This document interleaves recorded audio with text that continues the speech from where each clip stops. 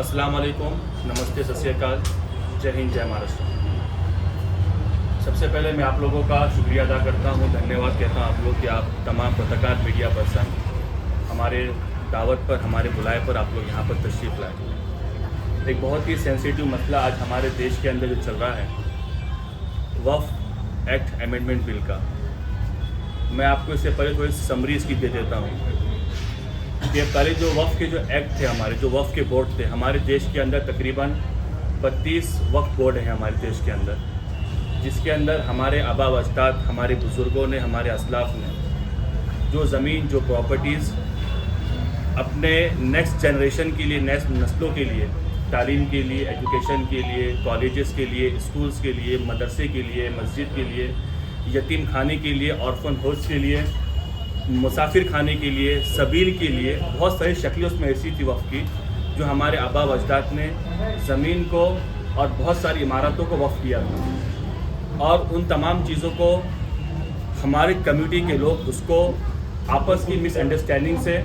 और state government के ऊपर central government ministry of minority affair के ज़रिए उस पर अपना अपॉइंट करती थी और उसमें पूरी चीज़ तरीका उसके अंदर सोल्यूशन पूरा तरीका उसमें चलता था। लेकिन जैसा कि आप जानते हैं कि हमारे देश का जो वातावरण, जो माहौल बनाया गया है, ख़ास तौर पर नफ़रत का माहौल,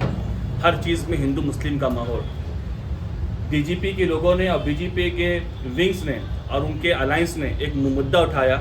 कि वक्फ बोर्ड के अंदर एक कोर्ट होता है जिसका नाम है ट्रिब्यूनल्स कोर्ट, जिस कोर्ट के अंदर उनके हिसाब से कहना होता है कि वक्फ वाले अगर किसी ज़मीन के ऊपर दावा करें तो वो ज़मीन वक्फ की हो जाती है। हालांकि ऐसा नहीं है कानून। अगर मैं आपको वो पूरा सेक्शन, पूरा बिल आपको बताऊं, उसके अंदर 3 पैनल के लोग होते हैं और 3 में सिर्फ एक मुस्लिम होता है। उसके अंदर सबसे पहले जो ट्रिब्यूनल्स कोर्ट के अंदर जो आदमी होता है वो एक्स सुप्रीम कोर्ट या हाई कोर्ट का जज होता है। दूसरा एक्स सर्विस मैन होता है, या तो फिर वो IPS कैडर से आए या IAS के कैडर से आए। और तीसरा आदमी होता है वो एक इस्लामिक आलिम होता है जिसको इस्लाम की मालूमात, नॉलेज होती है। और ये तीनों लोग कागजात को देखकर, सारे डॉक्यूमेंट्स को देखकर, सारी माहिती लेकर फैसला करते थे कि ये ज़मीन वक्फ की है कि नहीं है। लेकिन हमारे बीजेपी के लोग जो हैं, ख़ास तौर पर हमारे मोदी जी जो है और अमित शाह जो है, इन्होंने इस बिल का और वक्फ बोर्ड का एक ऐसा माहौल बनाया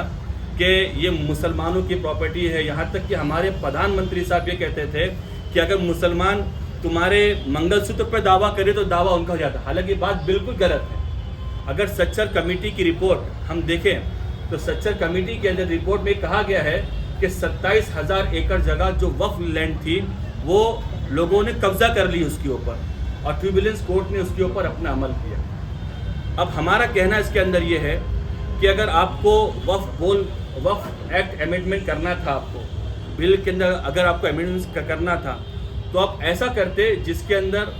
हमारे कम्युनिटी को और हमारे लोगों को ज़्यादा से ज़्यादा पावर मिलता, जिसके अंदर अजान हो रही है, 2 मिनट रुक जाता।